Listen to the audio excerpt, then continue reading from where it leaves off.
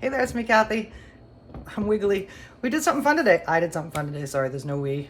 Me and my alters. Anyway, for the longest time, my whole life actually, I haven't really been able to eat catfish.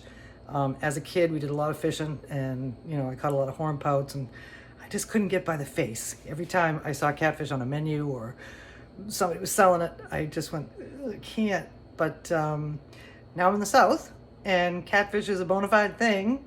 So my last trip to the farmer's market, I was talking to the fish guy, and he had some catfish, and it was already cut into small pieces and put in a baggie and frozen. So I bought it, no face issues, which was really good. And I came home, I put it in the freezer, and I left for a little while, and I thought about what I was going to do with it.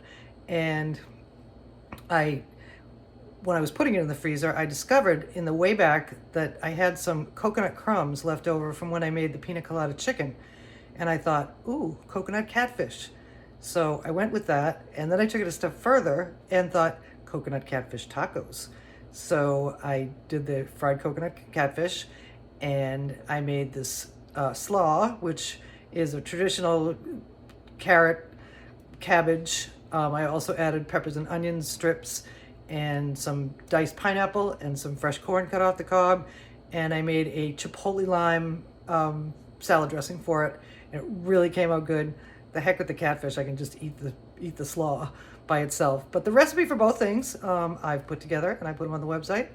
And the video is to follow. So enjoy it. You can use any sort of white fish or medium, whitefish, tilapia, or anything you can find. But you can use any fish for this dish, or even shrimp, or something like that. But enjoy. So as I mentioned in the intro, I got some local catfish nuggets. There they are in the bag, ready to go.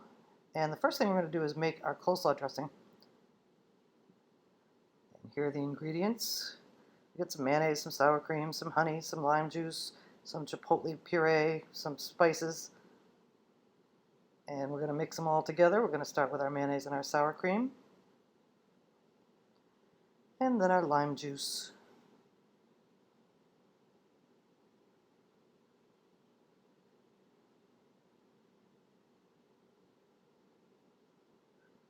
And then honey. This is some nice local honey.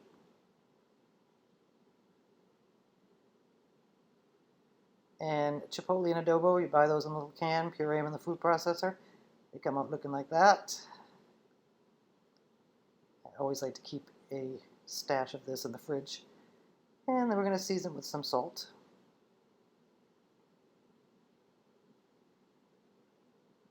And some cumin.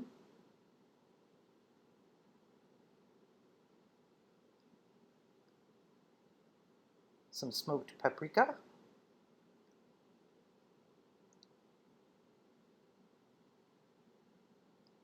Some chili powder.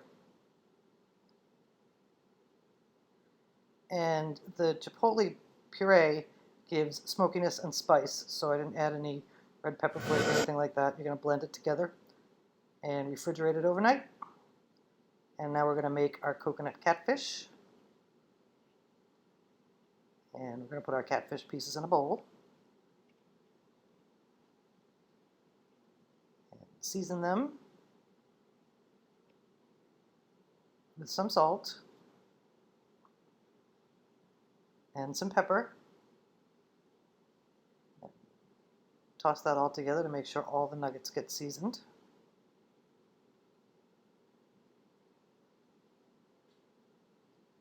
Now we're going to set up our breading station. I did something a little interesting this time. To my egg wash, I added some cream of coconut.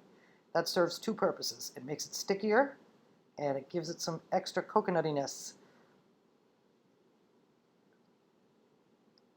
And we're going to set up our flour, our coconut egg wash, and our crumbs.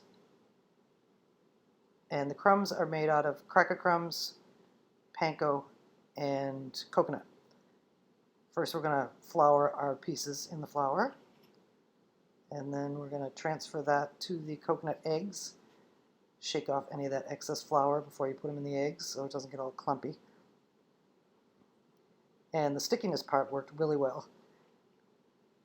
Then we're going to coat them in the crumbs, toss them to coat all sides, press a little bit to adhere the crumbs to the fish.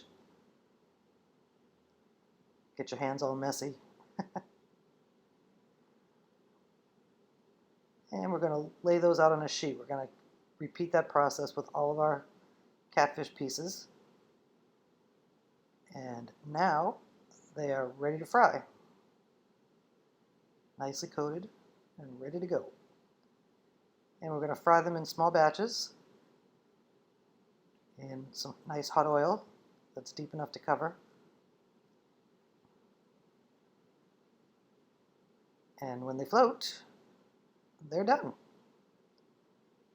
So when they float, we scoop them out and remove them from the oil and put them in some paper towels, on some paper towels, sorry.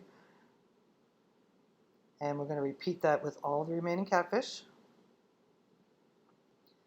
And there they are, beautiful, crispy catfish nuggets. And now we're going to make our coleslaw. We're going to start with some shredded cabbage and carrots. I bought mine.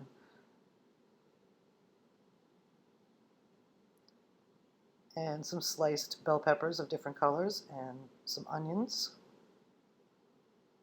Adds a little extra crunch. And some fresh pineapple.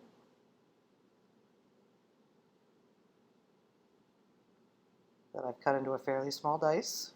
And this brings some sweetness to our slaw. And then we take fresh corn and cut it off the cob right into that mixture.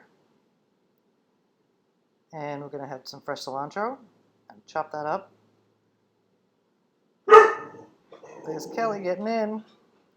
We're going to add that cilantro to the slaw and toss it all up. Colorful, sweet, crunchy, beautiful. And now we're going to add our dressing.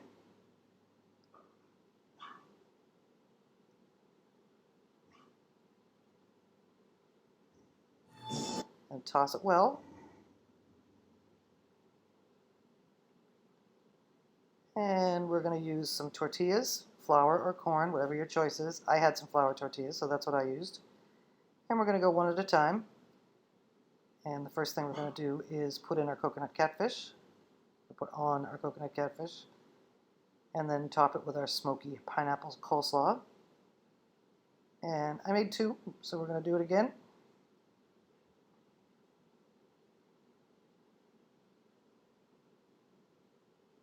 Add that creamy, crunchy, sweet stuff right on there.